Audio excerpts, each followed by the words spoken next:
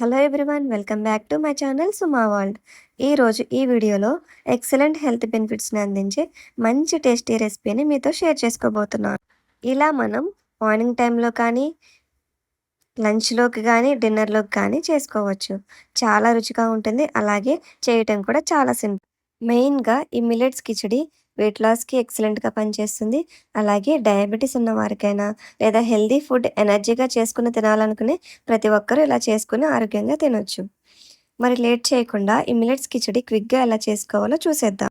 ముందుగా 2 స్పూన్స్ పెసరపప్పు, 2 స్పూన్స్ జొన్న రవ్వ, 2 స్పూన్స్ కూడా మిల్లెట్స్‌ని తీసుకొని నీట్‌గా వాష్ చేసుకొని ఒక 30 మినిట్స్ సోక్ చేసుకొని పెట్టుకోవాలి.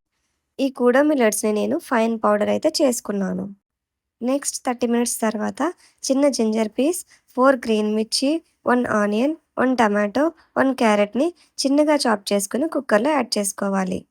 గుప్పెడు గ్రౌండ్‌నట్స్‌ని కూడా యాడ్ చేసుకుంటే ఇవి తినేటప్పుడు మనకి చాలా టేస్టీగా ఉంటాయి.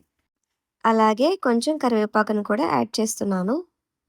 మీరు కావాలంటే బీన్స్‌ని కానీ, స్వీట్ కార్న్ కానీ, కాజుని కూడా యాడ్ చేసుకోవచ్చు. అలాగే రుచికి సరిపడగా సాల్ట్ అండ్ పావు స్పూన్ జీలకర్రను కూడా యాడ్ చేసుకోవాలి. తర్వాత కుక్కర్ లిడ్ క్లోజ్ చేసుకుని ఒక 4 విజిల్స్ వచ్చే వరకు మీడియం ఫ్లేమ్‌లో ఉడికించుకోవాలి. 4 విజిల్స్ వచ్చాక విజిల్‌లోని ఎయిర్ అంతా పోయాక మూత తీసి చూడండి.